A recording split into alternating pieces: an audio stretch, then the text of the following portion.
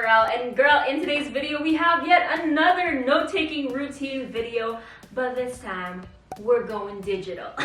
So if you guys, what is my English today? If you guys have watched any of my note-taking related videos, you guys will know that I am a huge advocate for handwritten notes, but girls, sometimes it's just not efficient to do so anymore. As much as I'd love to handwrite all of my notes, there are just classes rather, where doing so is just not the best use of time. So I just had to accept the fact that the hours that I'd spend rewriting, like rewriting my notes would be better spent just actually studying and memorizing the content for a test or a quiz or an exam. Which is why now I do partake in the act of digital note-taking. But before I begin this video, if you have not yet subscribed to this channel, I would love to have you be a part of it. So make sure to hit that subscribe button down below, especially now that it's Vlogmas. I am posting twice a week. Anyway, that's it. Let's get on and talk about my digital note-taking routine process.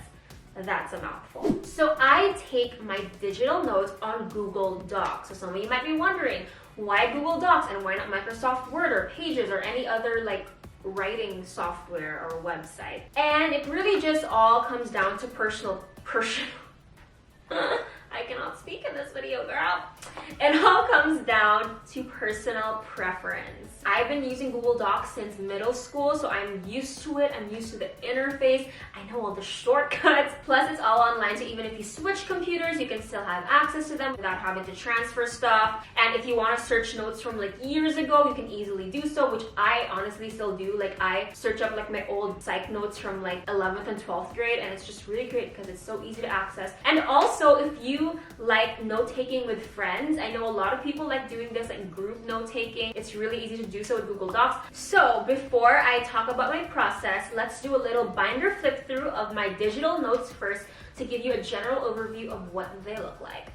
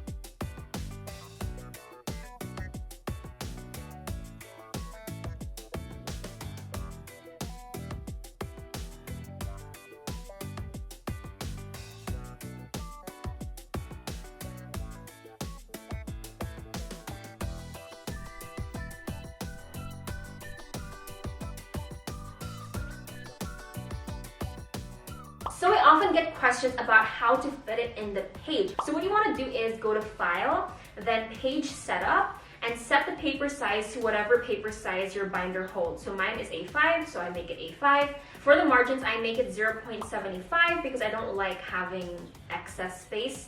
For the font, I like using Calibri since it's the closest to my handwriting. And then I make the spacing 1.5 and the size 9 since that's kind of like the size of my actual handwriting. So now for the actual note-taking. So I do have quite a bit of professors who don't allow us to use laptops in class. If my professors don't allow us to take notes using our laptops, what I will do is I will write down all my lecture notes on my binder. So then when I transfer it, when I make my digital notes, I will simply copy all of that into my document. But for my professors who do allow us to take down notes using our laptops in class, I will simply type the notes directly into the document. If I'm even luckier, I do have some professors who simply send us the slides and that just makes this whole process so much simpler because all I have to do is copy and paste the info from the slides to my document. After I transfer all of my lecture notes into the document, I will go to my book. And I have online versions of all of the books that I use in my classes. Girl, just search it up online. It's probably there somewhere for free.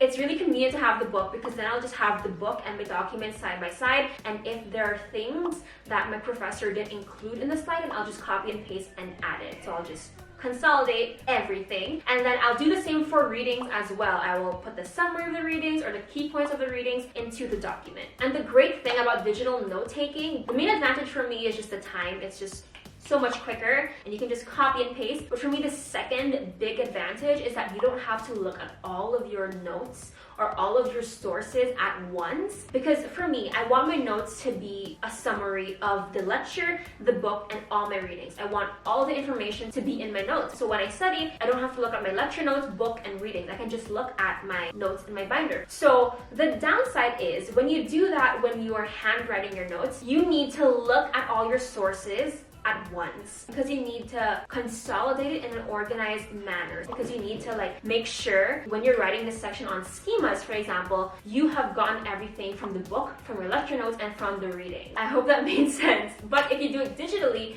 you don't have to worry about that because you can simply just insert notes on your Google Doc and it's as easy as that. And then after I've transferred all of the information, I will summarize it. I really like summarizing because I want my notes to be as short as possible, as concise as possible. So I will definitely take the time, maybe 1 to 2 hours, to read everything, to summarize it. I probably go through an entire document maybe 3 times. I will read it once, summarize it, delete a bunch of stuff, then I'll read it twice, summarize it, delete a bunch of stuff, and then I'll do that the third time, just so that it's, again, very concise. And then once I'm finished summarizing, I will start to bold words. Then once I have my notes all complete, when they're all formatted, all the information is there, I print it. Now for titles and subtitles. So even though I print my notes, I still like them to look cohesive, or I still want them to be in theme with my handwritten notes. So what I do is I actually don't print out the title. So if you guys watched my last note-taking routine, you'll know that I have, I'm not gonna say a unique title, but it's definitely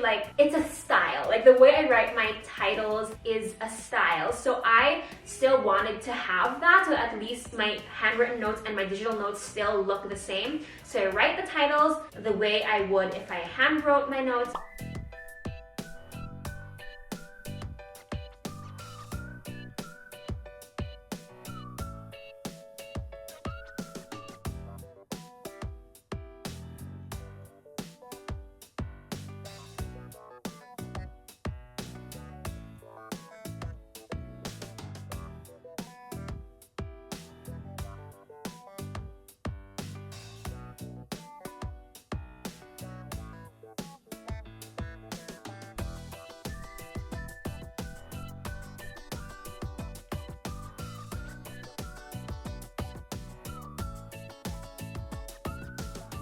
And then for the subtitles as well, what I do is I put the subheading, I center it to leave space for me to put my pink highlighter line.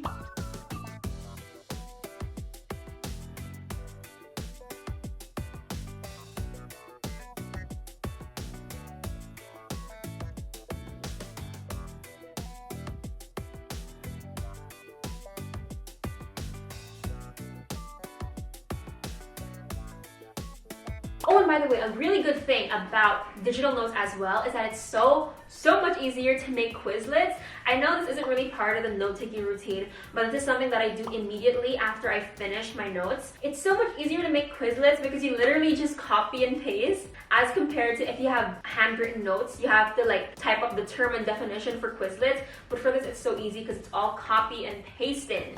And that is also a big reason why I think I'm gonna switch to fully 100% digital notes next year. So yeah, that is it for my digital note-taking routine. I hope you guys enjoyed that video. If you did, make sure to hit that like button and hit that subscribe button.